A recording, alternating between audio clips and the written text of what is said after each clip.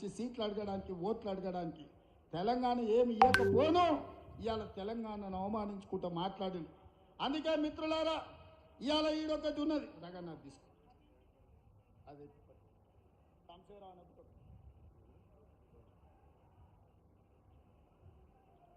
నువ్వు ఒకటి తీసుకున్నా.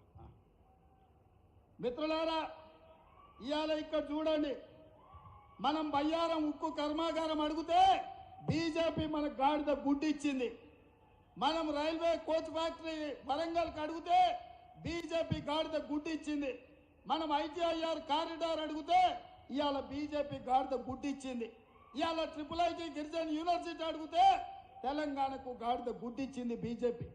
మరి నేను అడుగుతున్న మిత్రులారా, ఇవాళ తెలంగాణకు గాడిద గుడ్డు ఇచ్చిన బీజేపీకి మనం ఓటేద్దామా, కర్రు కాల్చి వాత పెడతామా?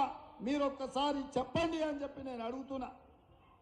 అదేవిధంగా ఇవాళ రైతు రుణమాఫీ గురించి, రైతు బంధు గురించి చంద్రశేఖరరావు మాట్లాడుతుండు. మరి చంద్రశేఖరరావు మతుండు మాట్లాడుతుండో మందేసి మాట్లాడుతుండో నాకైతే అర్థం కాలే. వేసినాక దిగినాక మాట్లాడుతుండో వేసే ముందు మాట్లాడుతుండో. రైతు బంధు పథకం వేస్తలేరని ఓ సన్నాసోడా, సోయలేనోడా, చవట, దద్దమ్మ, దిక్కుమాలనోడా, దివానగా నువ్వు దిగిపోయినాడు మా పట్టి విక్రమార్క గారి చేతిలో 7 లక్షల కోట్ల రూపాయల అప్పుతోని దివాలా తీసిన సంసారం మొత్తం దివాలా తీసి నెత్తి మీద 7 లక్షల అప్పు పెట్టినావు. ఆయన గట్టోడు కాబట్టి బట్టి ఎట్లో ఒకట్లా తట్టుకొని ప్రతి నెల 1వ తారీఖు నాడు జీతాలు ఇస్తున్నాడు, పెన్షన్లు ఇస్తున్నాడు. ఆయన చేసిన అప్పులకు, ఆయన పెట్టిన ఉద్దెరలకు 5,000 కోట్లు నువ్వు చేసిన అప్పులకు కట్టిండు. 27,000 కోట్ల రూపాయలు బ్యాంకులకు చెల్లించిండు. ఇవాళ ఆల్రెడీ 69 లక్షల మంది రైతులుంటే 64 లక్షల మంది రైతులకు రైతు భరోసా పథకంలో వాళ్ళ ఖాతాలో పైసలు వేసిండు. ఇక మిగిలింది 4 లక్షల మంది రైతులే. మిత్రులారా మీరు రాసుకోండి, ఈ తెలంగాణ రాష్ట్రంలో కాంగ్రెస్ వచ్చిన తర్వాత రైతు భరోసా పథకంలో 7,500 కోట్లలో 69 లక్షల మంది ఉంటే ఆల్రెడీ 65 లక్షల మందికి రైతు భరోసా పథకం వేసినాం.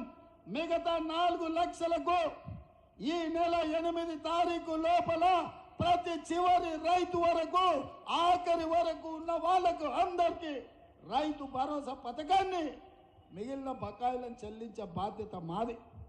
ఒక పక్కన జీతాలు ఇచ్చుకుంటూ అంగన్వాడీ వర్కర్లు, ఆశా వర్కర్లు, బడులలో మధ్యాహ్నం భోజనం వండే వర్కర్స్ నుంచి ప్రతి వాళ్లకు ప్రతి నెల 1వ తారీఖు నాడు జీతాలు ఇస్తూ నువ్వు నెత్తి మీద పెట్టిన కుంపటి 7 లక్షల కోట్ల అప్పుకు 27,000 కోట్ల రూపాయలు మెత్తి కట్టుకుంటూనే మా రైతుల పట్ల ప్రేమ ఉన్న మేము 150 రోజులు తిరిగే లోపలనే 7,500 కోట్ల రూపాయలు ప్రతి చివరి రైతు వరకు రైతు భరోసా పథకాన్ని అమలు చేస్తున్నాం. ఈ సన్నాసి సోయి లేకుండా వచ్చి కేసీఆర్ దిగిపోయిండు, రైతు భరోసా ఆగిపోయింది అంటాడు. వస్తావా నువ్వు? మే 9 తారీఖు నాడు అమరవీరుల స్తూపం ఉంది, చర్చ పెడతాం.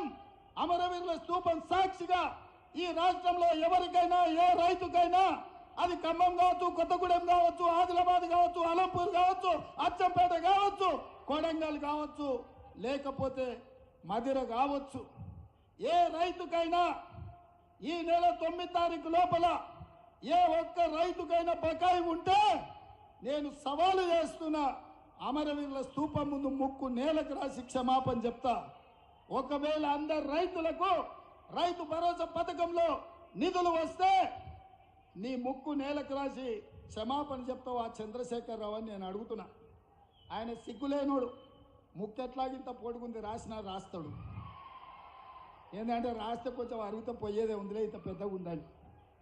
అట్లాంటోడు ఈరోజు ఈ రాష్ట్రంలో మనకు ప్రధాన ప్రతిపక్ష నాయకుడు ఉన్నాడు. అది మన దురదృష్టం. ఇదే కాకుండా అల్లుడు రైతు రుణమాఫీ ఎప్పుడు చేస్తామని నేను ఆ సన్నాయానికి చెప్పిన 15 ఆగస్టు లోపల చేస్తారా భయ్, నువ్వు చేసిన అప్పులు కడుతున్నా, జర కూడా తీసుకోవాలి సంసారాన్ని కడతా అని. నువ్వు 15 ఆగస్టు లోపల చేస్తే నేను రాజీనామా చేస్తే సవాల్ అన్నాడు. సరే మంచిది, రాజీనామా పత్రం జేబులో పెట్టుకో అని మన సిద్దిపేట పోయి చెప్పిన. ఈ సిద్దిపేటకు శనీశ్వరరావు పట్టుకున్నాడు, 15 ఆగస్టు లోపల వదిలిస్తాను. ఇప్పుడు కూడా కొత్తగూడెం నుంచి ఈ శనీశ్వరరావు సూటిగా సవాలు విసురుతున్నా, సూటిగా సమాధానం చెప్తున్నా. 15 ఆగస్టు లోపల భద్రాచలం రాముల వారి సాక్షిగా రైతులకు రాష్ట్రంలో, రైతులకు తెలంగాణ రాష్ట్రంలో 2 లక్షల రూపాయల రుణమాఫీ చేసి ఈ రాష్ట్రానికి పట్టిన చీడ పీడ శనీశ్వరరావును సిద్దిపేటలోనే పాతరేసే విధంగా రైతు రుణమాఫీ చేసే బాధ్యత నేను తీసుకుంటా. నువ్వు మాట మీద ఉండే మనిషివే అయితే దూలం లెక్క పెరిగిండు, కానీ దూడకున్న బుద్ధి కూడా హరీష్ రావుకు లేదు. మొదట్లోటి చెప్పి మధ్యలోకి చోటు చెప్పి చివరికి పారిపోదామని ఎత్తుగడలు వేస్తున్నాడు. అందుకే తెలంగాణ రైతాంగానికి నేను మాట ఇస్తున్నా, 15 ఆగస్టు లోపల 2 లక్షల రూపాయల రైతు రుణమాఫీ చేసి మీ రుణం తీర్చుకునే బాధ్యత నాది, మా మిత్రుడు పట్టిది, మా మంత్రి తుమ్మల నాగేశ్వరరావు గారిది.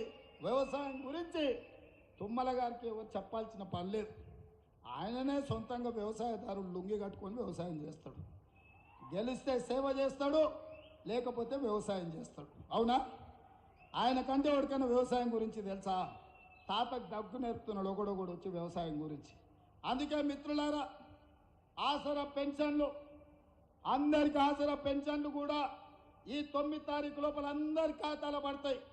ఇవాళ దింపుడు గల్ల మాస చంద్రశేఖరరావుది పుట్టి పిల్లి శాపనార్థాలు పుట్టిది ఎగిపడదు అన్నట్టు రైతు భరోసా పుల్లనన్న పెడితే ఓట్లు వస్తాయేమో, విద్యుత్ కోతలని అబద్ధాలు చెప్తే కోతల రాయుడి కింద కోస్తే ఏమైనా ఓట్లు వస్తాయేమో, ఆసరా పెన్షన్ వస్తలేదని అబద్ధాలతో బతకాలని అనుకుంటున్నాడు.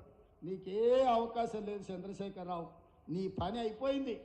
నీకు దింపుడు గల్ల మాస కూడా ఉపయోగం లేదు. ఏమున్నా బీఆర్ఎస్ పార్టీ కాటికి పోవాల్సిందే. కారు గుర్తు అనే దానికి ఈ తెలంగాణ సమాజంలో తావు లేదు. అన్ని సమస్యల్ని పరిష్కరించే బాధ్యత మేము తీసుకుంటామని మిత్రులకు నేను అందరికి తెలియజేస్తున్నా. ఇక బీజేపీ నేను చెప్తానే ఉన్నా, 400 సీట్లు ఇస్తే రాజ్యాంగాన్ని మారుస్తారు, రిజర్వేషన్లను రద్దు చేస్తారు. అందుకే 400 సీట్లు అడిగితే వాళ్ళు అడుగుతున్నారని. నిన్న మన కిషన్ రెడ్డి బండి సంజయ్ అన్నాడు, రాజ్యాంగం మారుస్తామని ఎవడని అంటే వాడిని చెప్పుతో కొట్టాలని. నేను ఇప్పుడు ఈ వేదిక మీద నుంచి బండి సంజయ్ కిషన్ రెడ్డి గారిని అడుగుతున్నా, భారతీయ జనతా పార్టీ జాతీయ ప్రధాన కార్యదర్శి దుష్యంత్ కుమార్ గౌతమ్ అనే వ్యక్తి మీ భారతీయ జనతా పార్టీ ప్రధాన కార్యదర్శి జాతీయ స్థాయిలో ప్రభుత్వం వచ్చిన వెంబడే రాజ్యాంగంలో ఉన్న ప్రియాంబుల్లోనే మార్పులు చేస్తాం, రాజ్యాంగాన్ని మారుస్తామని నిన్న ఇంటర్వ్యూ ఇచ్చిండు. ఈనాడు పేపర్లో ప్రముఖంగా తాటికాయంత అక్షరాలతో వచ్చింది. ఇన్నాళ్ళు నేను చెప్పింది, నేను చేసిన ఆరోపణను మీ బీజేపీ జాతీయ ప్రధాన కార్యదర్శి దుష్యంత్ కుమార్ గౌతమ్ స్పష్టంగా అధికారికంగా బీజేపీ అధికారంలోకి వచ్చిన వెంబడే రాజ్యాంగాన్ని మారుస్తామన్నాడు. ఇప్పుడు ఎవరిని చెప్పు తీసుకొని కొట్టాలని అరగుండును గుండు నేను అడుగుతున్నా. ఇవాళ నిజామాబాద్లో గుండు ఉన్నాడు, కరీంనగర్లో అరగుండు ఉన్నాడు. ఇక అపర మేధావి కిషన్ రెడ్డి నేను అడుగుతున్నా, మీ ప్రధాన కార్యదర్శి రాజ్యాంగాన్ని మారుస్తామన్నాడు కదా, అబద్ధాలు చెప్పినందుకు మిమ్మల్ని